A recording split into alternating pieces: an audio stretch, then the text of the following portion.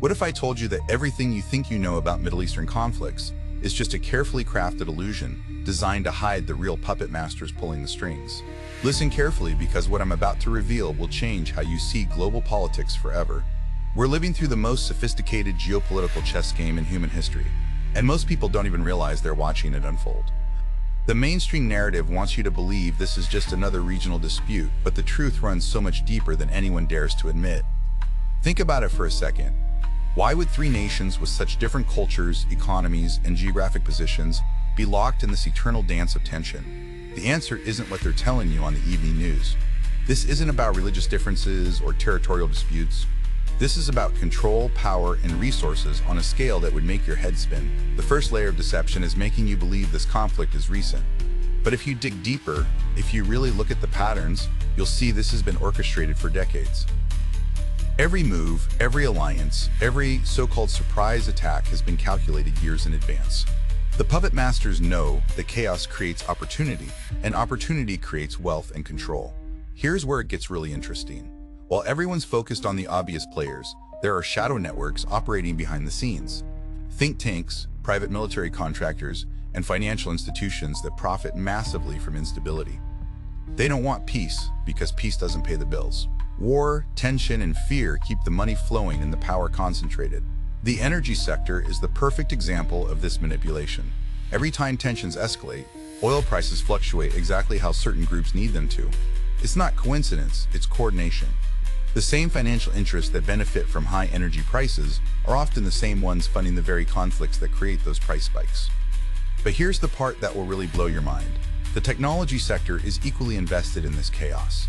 Surveillance technology, cybersecurity firms, and defense contractors all see their stock prices soar every time international tensions rise. They need enemies to justify their budgets and their existence. The military-industrial complex has evolved into something far more sophisticated than most people realize. It's not just about selling weapons anymore. It's about creating entire ecosystems of dependency, where nations become addicted to the cycle of conflict and resolution. They provide the weapons, the intelligence, the training, and then they provide the peacekeeping solutions. It's the perfect business model. Now let's talk about the information warfare aspect that nobody wants to acknowledge. Social media algorithms are designed to amplify divisive content because engagement equals profit. The more polarized people become, the more time they spend online consuming content and generating data. This isn't accidental. The same platforms that claim to promote global connectivity are actually deepening the divisions that fuel these conflicts. The banking system plays a crucial role too. Sanctions and financial restrictions create parallel economies and alternative systems that actually strengthen certain power structures while appearing to weaken them. It's like watching a magician's trick where your attention is directed to one hand while the real action happens with the other. Currency manipulation, trade route control, and resource monopolization are the real weapons in this conflict. The physical confrontations you see reported are just the visible symptoms of a much deeper economic and technological war. Here's what really keeps me up at night, though. The next phase of this conflict isn't going to be fought with traditional weapons. We're already seeing cyber attacks, infrastructure targeting, and information manipulation on levels that would have been impossible just a decade ago. The lines between warfare and daily life are being deliberately blurred. Your internet connection, your bank account, your social media feed, they're all battlegrounds now. The scariest part is how perfectly this serves the interests of those who profit from chaos. They get to test new technologies, create new markets, and consolidate more power while everyone else fights over the scraps of information they're fed through controlled media channels. The timing of major escalations always seems to coincide with domestic political needs, economic policy changes, or international treaty negotiations. That's not coincidence, that's coordination at the highest levels. What we're witnessing isn't just a regional conflict, it's a laboratory for the future of global control. The techniques being tested and refined in this theater of operations will eventually be deployed worldwide. The surveillance methods, the propaganda techniques, the economic pressure tactics, they're all being perfected for broader application. The most disturbing realization is that resolution isn't actually the goal. Managed conflict is far more valuable than either total war or complete peace. It allows for controlled resource extraction, population management, and technological development while maintaining the illusion of democratic processes and international law.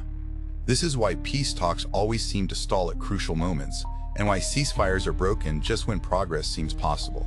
But let me tell you what's even more shocking. The domestic implications of this international theater are mind-blowing. Every single policy decision, every military deployment, every economic sanction is being used to reshape the internal power structures of the participating nations. The emergency powers that get activated during international crises never fully get revoked. The surveillance systems that get justified for national security purposes never get dismantled. The economic controls that get implemented for wartime measures become permanent features of the system. Think about how convenient it is that every time there's a domestic political scandal or economic crisis, suddenly there's an international incident that demands immediate attention and resources. The news cycle gets hijacked, public attention gets redirected, and meanwhile, the real business of consolidating power continues behind closed doors. The entertainment industry plays a massive role in this psychological operation too. Movies, television shows, video games, they're all programming the public to accept certain narratives about conflict, heroism, and patriotism. The same studios that produce your favorite action movies are connected to the same networks that profit from real-world conflicts. They're literally selling you the fantasy while creating the reality. The educational system has been systematically modified to produce citizens who don't ask the right questions. History textbooks that leave out crucial context, civics classes that don't teach real constitutional principles, economics courses that ignore how actual power and wealth flow through society. They need an ignorant population to maintain this illusion. The healthcare system is another piece of this puzzle that most people never consider. Psychological warfare creates specific types of stress and anxiety in populations. The pharmaceutical industry that profits from treating these conditions is often connected to the same investment networks that fund the conflicts creating the problems in the first place. They create the disease and sell the cure. The legal system has been gradually modified to accommodate the needs of this shadow network. International law, domestic surveillance authorities, emergency powers, corporate protections, they've all been adjusted to serve the interests of those who profit from managed chaos. The courts that are supposed to provide checks and balances have been systematically compromised. The religious institutions aren't immune to this manipulation either. Theological interpretations that support certain political positions, charitable organizations that funnel money to specific causes, spiritual leaders who promote particular worldviews, they're all part of this comprehensive system of control. Faith gets weaponized to serve political ends.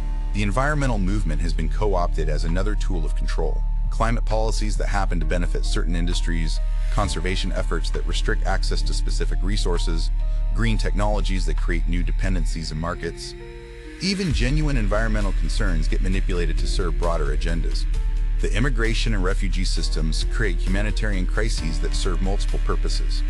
They provide justification for increased security measures, create political divisions that can be exploited, generate economic opportunities for certain industries, and provide cover for other types of population movements and operations.